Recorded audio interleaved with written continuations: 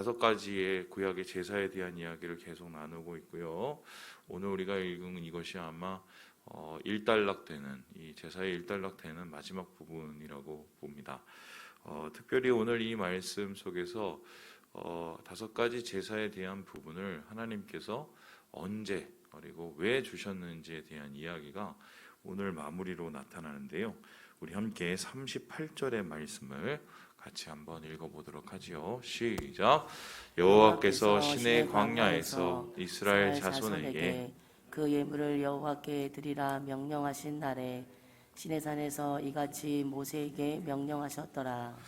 시내산에서 하나님께서 명령하신 것이다. 하나님께 언약을 받고 또 십계명을 받고 그곳 속에서 이스라엘 백성이 하늘로부터 내려오는 하나님의 영광 앞에 서게 되죠. 그리고 나서 하나님께서 주신 그 언약을 그들도 따를 것인지 말 것인지를 물어봤을 때 그들이 모두 하나님 앞에 예라고 응답하였고, 그리고 하나님과의 언약 관계가 맺어지게 됩니다. 그러니까 이 제사, 이 다섯 가지 제사, 그러니까 번제를 비롯한 이 속건제에 이르는 이 다섯 가지 제사는 하나님과의 언약에 관계된 것이었다. 그리고 어느 날 갑자기 이것이 무슨 전통적으로 세워진 것이 아니라 하나님께서 직접 그들에게 명령하시고 요구하시고 그들과 언약을 맺은 상태에서 세워진 것이고, 그렇다면 이것을 통해서 하나님께서 하시고자 하는 것은 시내산에서 백성들을 만났듯이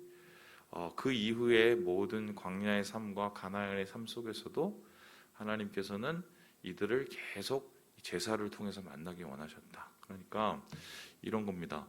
이 구약의 제사는 시내산의 기억이자 반복이다, 이렇게 보면 돼요. 그래서 시내산에서 만난 하나님을 다시 한번 삶 속에서 그들의 공동체 가운데서 만나기 원하시는, 그것이 바로 이 제사에 대한 규정이다라고 생각할 수 있겠습니다.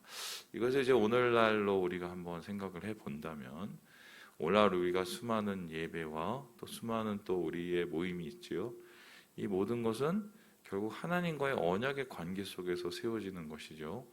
주님이 그 예배 속에 만나 주시는 것이고, 그 예배를 통해서 하나님께서 복을 주시는 것이고, 그러니까 우리가 이 예배를 통해서 하나님 앞에 나아가는 것 아니겠습니까? 그래서 하나님께서는 언약적 관계를 통해서 이 제사를 요구하셨고, 이 제사를 통해서 언약적 관계에 복을 주시기 위해서 하나님께서 하셨다.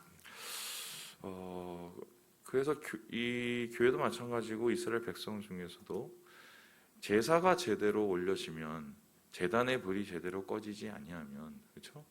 그리고 이 거룩한 불로 이스라엘 백성이 하나님 앞에 향기로운 이 제사를 계속 올려드리면 그들 가운데 하나님의 은혜와 하나님의 긍휼이 떠나지 않게 되는 거죠. 반면에 어떠한 경우를 제외하고라도 제사로 하나님 앞에 드리는 제물로 하나님 앞에 드리는 예배로 나아가는 길이 막혀버리거나 방해가 된다면 그것은 곧 주님의 자비와 긍휼과 복으로부터 멀어지는 것이다, 이렇게 얘기할 수 있겠습니다. 오늘날 우리를 한번 비유를 해본다면 어떤 이유에서건 하나님 앞에 나아가는 예배의 자리를 우리가 멀리하게 된다면 그것은 꼭 주님의 복으로부터 멀어지고 떨어지는 것이다, 이렇게 얘기할 수 있는데요.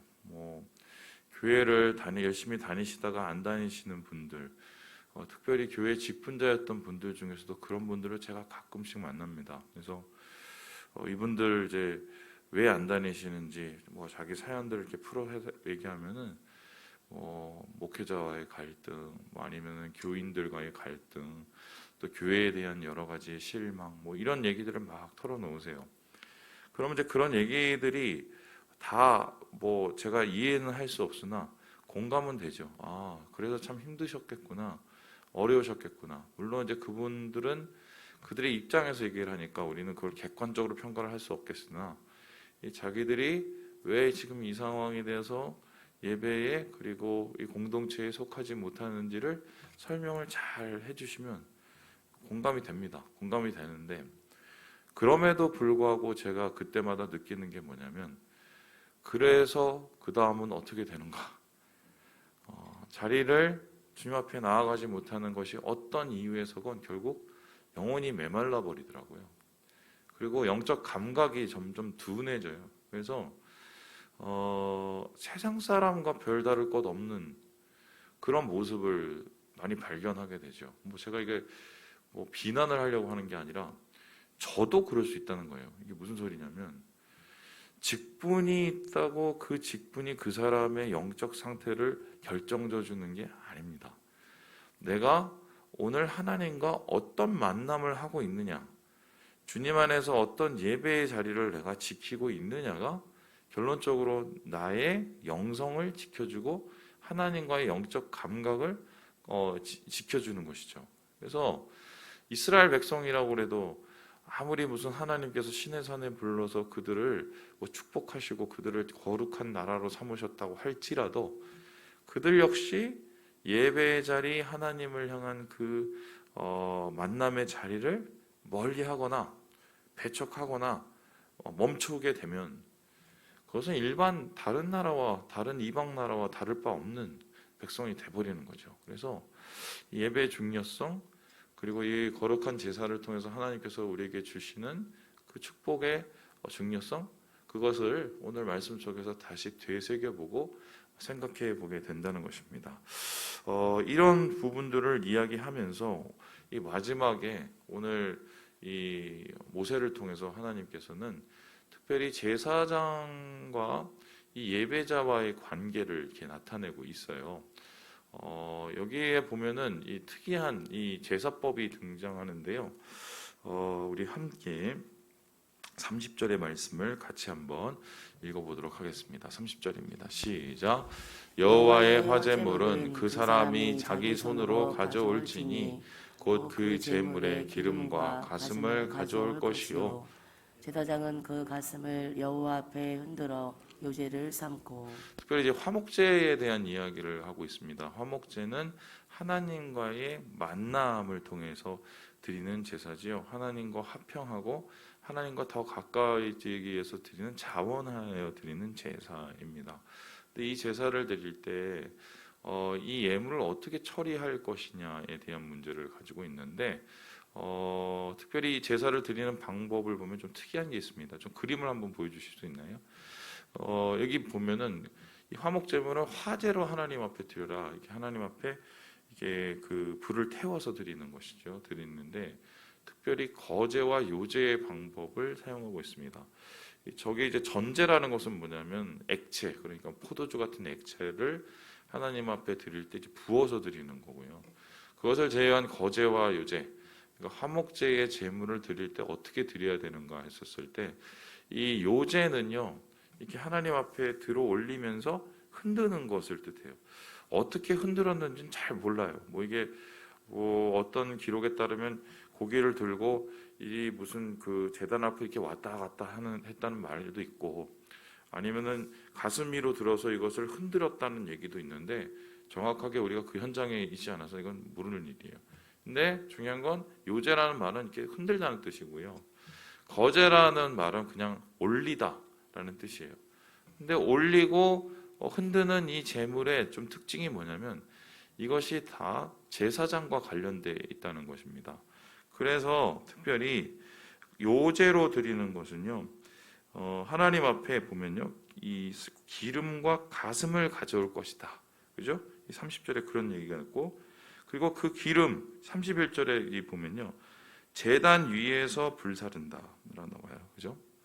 그러니까 기름을 가져올 때 제단 위에서 불사르고 가슴은 아론과 그의 자손에게 돌아간다. 그러니까 제사장 그룹들에게 가슴 위에 있는 이 고기를 이렇게 나눠 주는 것이죠. 그리고 반면에 이 32절을 보면 이런 말씀이 나옵니다. 오른쪽 뒷다리를 거제를 삼을지리라 라고 했는데 올려드리는 이 거제는 어떻게 드리냐면 특별히 제사장에게 주어질 때 하나님 앞에 올려드려서 거제를 삼는다 이렇게 얘기합니다. 그럼 한마디로 정리를 해드리면 화목제는 뭐냐면은 이 제물이 있으면 그걸 태워서 드리는 거죠. 그 중간에 있는 기름과 꼬리와 가장 주요 내장 부분을 하나님 앞에 요제로 올려드리면서 그것은 태워드리고 나머지 가슴 부분을 또 하나님 앞에 요제로 드리면서 그것은 제사장에게, 제사장 그룹, 그러니까 이스라엘 자손 중에서 특별히 아론과 그의 자손에게 주고, 그리고 뒷다리, 특별히 오른쪽 뒷다리를 가져다가 그 제사를 치른 제사장 그 자신에게 주는 거죠. 몫이 이렇게 더 정해진 거예요. 그래서 나머지 그럼 그 고기는 어떻게 했습니까? 그 다음 날까지 동네 사람들을 다 불러다가 다 먹은 거예요. 그러면 이 화목제에서 제물을 처리하는 이 과정을 보면 흥미로운 이 상황이 벌어지는데, 이 제물 중에 하나님 앞에 드려질 것이 있고, 그죠? 그리고 레위 지파, 특별히 제사장들에게 드려질 것이 있고, 그 제사를 드리는 제사장에게 드려질 것이 있고, 그리고 나머지는 함께 이웃과 함께 먹어야 될 그런 또 고기가 있다는 거예요. 그러면 이 화목제를 하나님 앞에 드리면 어떻게 해요? 하나님과의 관계, 그리고 그 제사를 드리는 제사장과의 관계, 그리고 나와 이웃과의 관계가 모두 화평하여지는 거죠. 그래서 이 화목제가 가장 구약의 제사 중에 아름다운 제사이고 최고의 제사라고 생각되는 이유가 뭐냐면, 제사의 가장 깊은 뜻이 여기에 다 실현되고 있기 때문입니다. 뭐죠? 관계의 회복, 하나님과의 관계가 회복되고 이웃과의 관계가 회복되고, 그리고요 제사를 드리는 제사장과의 관계가 회복되고. 그러니까 모든 예배는 이 관계의 회복이 되지 않으면 항상 삐걱거리게 돼 있어요. 쉽게 설명을 합니다. 하나님과의 관계가 불편해요. 한마디로 죄를 많이 졌단 말입니다. 그러면 어떻게 하나님 앞에 예배를 드리고 복을 받을 수 있겠어요? 안 되죠. 그러면 그 하나님과의 관계를 회복하기 위해서는 어떻게 해야 돼요? 죄를 사하도록 속죄를 해야 되죠. 뿐만 아니죠. 이웃과의 관계, 하나님과의 이웃과의 관계가 아무리 좋아도 어떻게 됩니까? 하나님과 그 제사 드리는 사람, 예배자의 관계가 아무리 좋아도 그 사람이 그러고 나서 제사 드리고 나서 옆에 사람들하고 이웃하고 맨날 싸우고 다니면 본이 안 되죠. 그것은 정확하게 예배의 모습이 아니죠. 그래서 주님께서는 뭐라고 하셨습니까? 제물을 드리다가도 이웃에게 원망당할 것이 있으면 생각나거든 가서 화해하고 오라고 하지 않습니까? 그러니까 이 제사를 통해서 만일에 하나님 앞에 화목제물을 드리는데 뭔가 거리끼는 어떤 이웃과의 관계, 가족과의 관계가 있어요. 그럼 어떻게 해요? 그걸 해결해야죠. 어떤 식으로 해결을 합니까? 용서를 통해서 해결하죠. 그리고 용서를 구함으로 해결하죠. 그래서 이 제사를 통해서 그것이 구현되고, 여기서 그러고 가장 중요한 중요 포인트, 제사장과의 관계가 이게 회복이 돼야 된다는 거예요. 제사장과의 관계가 안 좋아요. 그러면 제물을 드리러 나가는 것부터 기분이 나쁘겠죠. 하나님 앞에 드리는데 저 인간이 왜 내 중간에서 제사를 드리고 말이야, 기분 나빠. 이러면 제사가 이미 끝나버리는 거예요. 그래서 흥미로운 게 30절에도 보면요, 이렇게 나와요.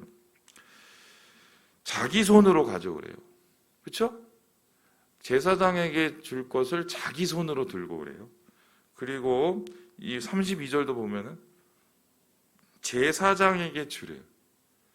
그러니까 이 보니까 직접 자기 손으로 예물을 가지고 제사장에 주면 제사장이 그걸 함께 하나님 앞에 올려드리는 거죠. 관계가 회복되지 않으면 이렇게 못 된단 말입니다. 예전에 아직도 기억하는 게 어떤 장로님 한 분이 계셨는데요. 제가 여러분 아시는 그분은 아니에요. 그 교회 가면은 그 예배 드릴 때 자기는 목사님 얼굴을 안 쳐다보고 말씀만 듣는데요. 그래서 예배 드릴 때 절대 앞에 안 보고 말씀만 듣고 말씀만 적고 온대요. 그래서 왜 그러시냐고 제가 물어봤더니 목사님이 꼴보기가 싫다는 거예요.